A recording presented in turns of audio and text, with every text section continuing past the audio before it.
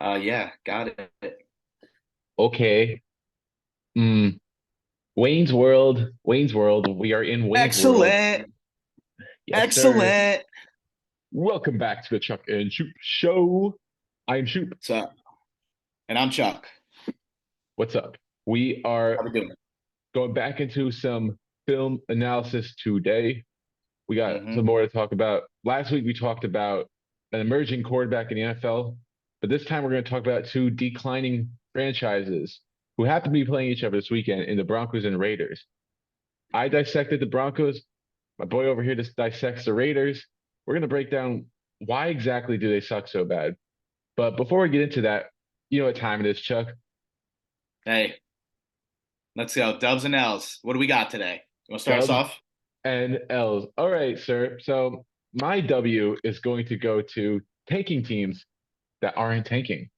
And that specifically goes out to the Utah Jazz, who Okay. dealt Donovan Mitchell in the offseason, and their plethora of players that they got back, such as Lauri Markkanen and Colin Sexton, have become very, very good role players. I mean, you can call them stars if you want to, but this team is rolling. They're third in the West right now, and the West is competitive year after year. And everyone wrote off the Jazz like they're going Oh to be yeah. tanking. Now all of Nope. a sudden, the Cavs have lost five straight, and the Jazz are going to maybe take advantage of a potential lottery pick.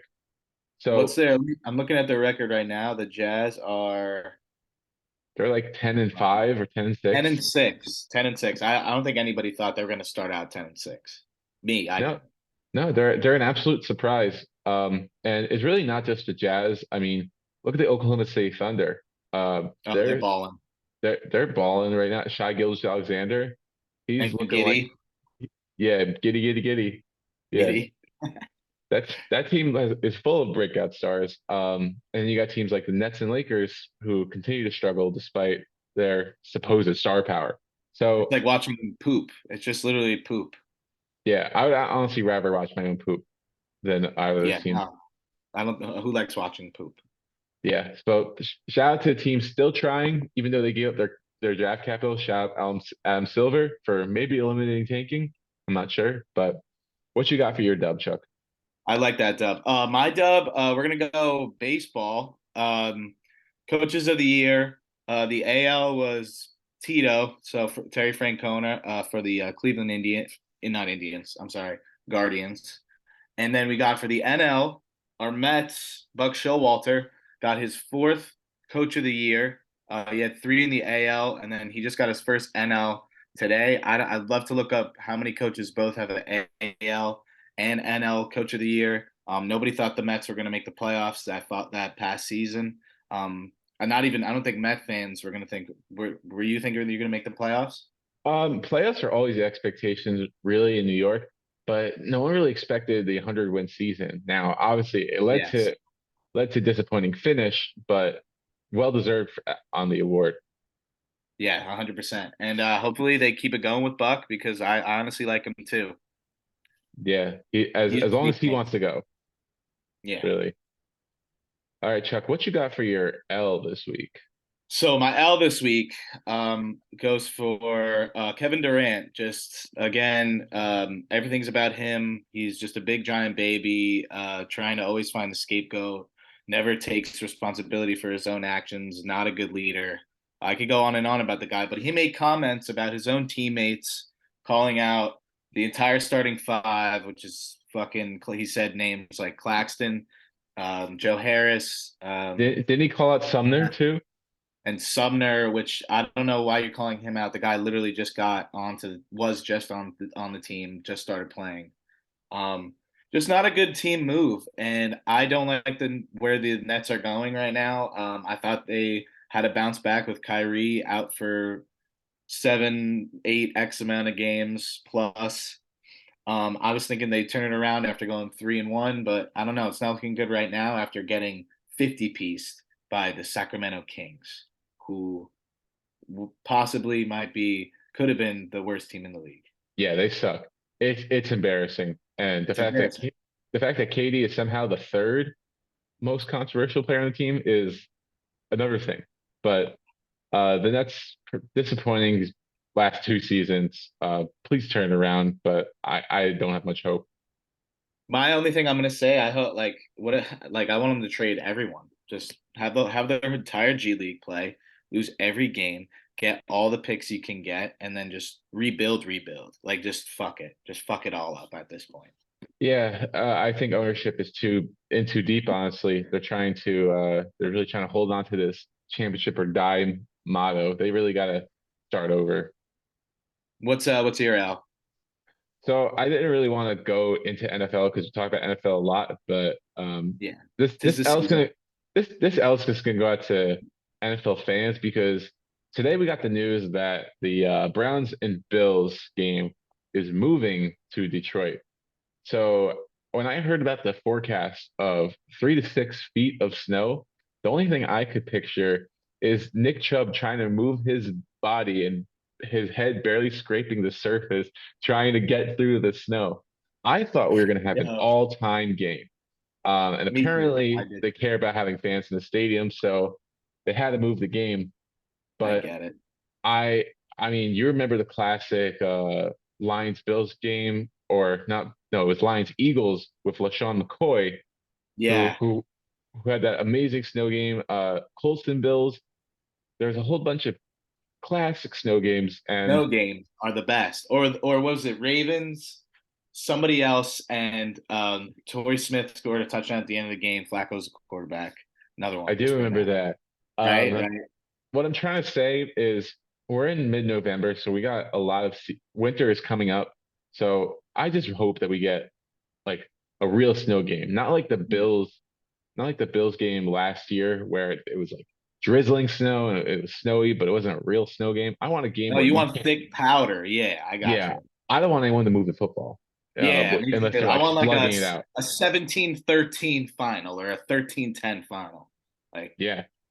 no So punting, like punting goes like 20 yards, turnovers galore. I love that. You live for that. yeah, so hopefully, if not this weekend, some other weekend soon. But no matter what, any snow We'll get game. one. Yeah.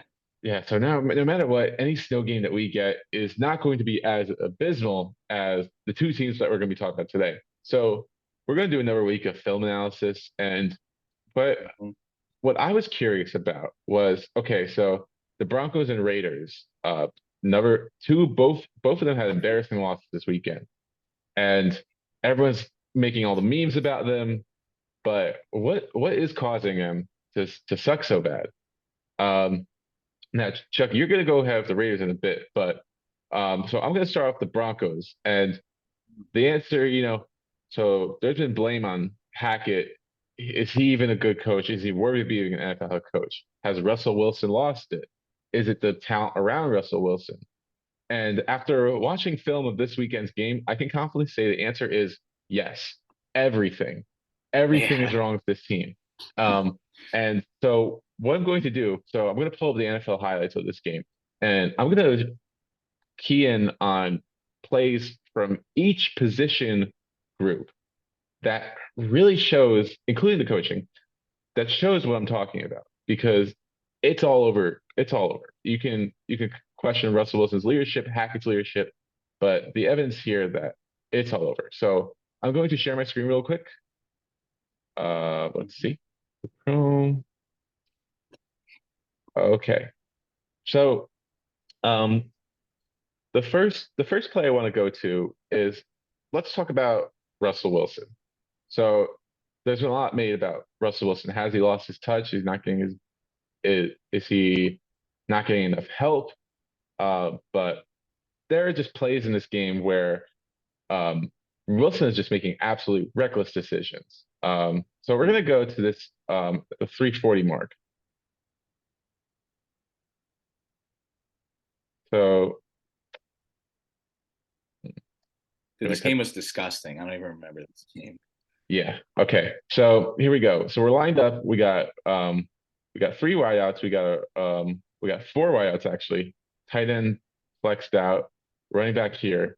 All right. So you got 3rd and 9. You're trying to get yourself some points. And the end result of this play is they do end up getting a field goal out of this. But watch this absolutely reckless decision that Russell Wilson makes. So he takes a snap. He's got a bit of pressure in his face, but now he's good. And look at the decision he makes.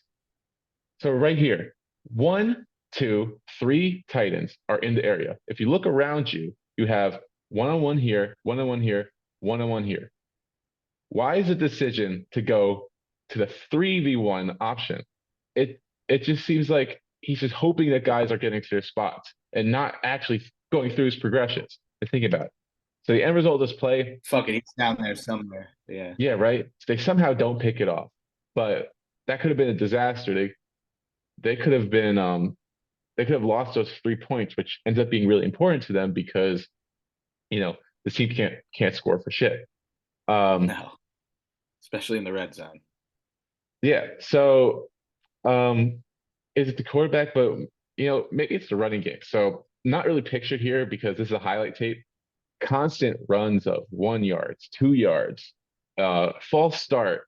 There was actually multiple false starts on the running backs for the Broncos in this game, which is unbelievable in itself.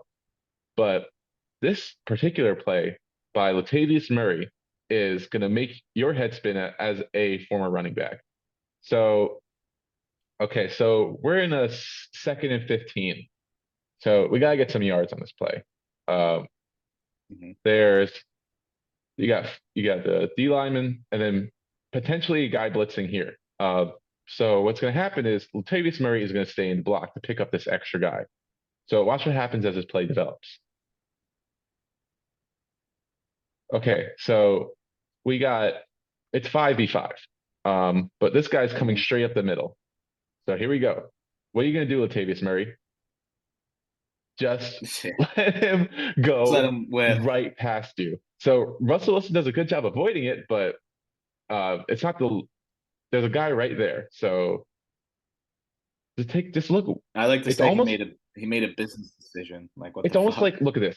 He's actively trying to avoid him here I because actually like saw this live. I think I said the same thing. right because he once again. So if you look at this, watch his body language. He turns around, so he's not going out for a route. He meant to block this guy. There's absolutely no excuse for this. Um, but maybe it's the receivers here. Um, but so I feel I'll like give he you an didn't example even give them here. a chance. He didn't even give his receivers a chance. Yeah. So now Chuck, you might have to educate me on this a little bit, but Yeah, so this play right here. So it's a 3rd and 10. Uh, that yeah. it's deep in the game. They need to get the ball going. They're in their own territory. And now watch this. So right here, you got Cortland Sutton at the top. Um, all these guys are running vertical. So there should be open space right here, and maybe you could get a run for the first down. But as this progresses, look at all that open space. Wilson's going to avoid this guy, and look at that. He kind of just stops. Why? What's the point of stopping before the Yeah, goal I line? don't. So like It's either he thinks like he's gonna run left, so he wants to give him an easy throw, so he's gonna sit down. But the receiver also has to know that if you look before the play, they're in man. It's man all the way. So it's probably like a man free concept. Maybe there is a guy over the middle, but regardless, that middle is fucking wide open. My mom knows it. Your mom knows it. Everybody sees it. It's open. It's got absolutely, to come out right now. If he's getting just hit or not, that ball has to come out right now. Like no, it's like oh shit, my foot's gonna get hurt. It's got to come out right now. But he doesn't do that. yeah, it's just like watch Sutton's body language here. So he cuts That's in it. and then he starts to cut back. Like it's what is that going to do? Like a check down on 3rd and 10, you're not going to make that play right there.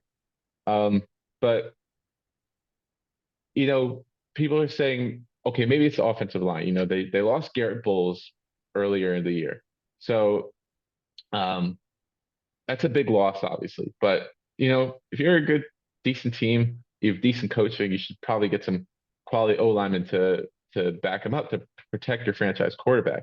I have a ton of evidence of horrible offensive line play in this game, but I want to show a few key plays that are egregiously bad.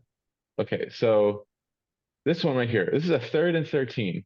Um, I believe they're going to send a guy here, but let's see what happens when we start to play. Nah, they're sending four. Um, Watch the right guard on this play.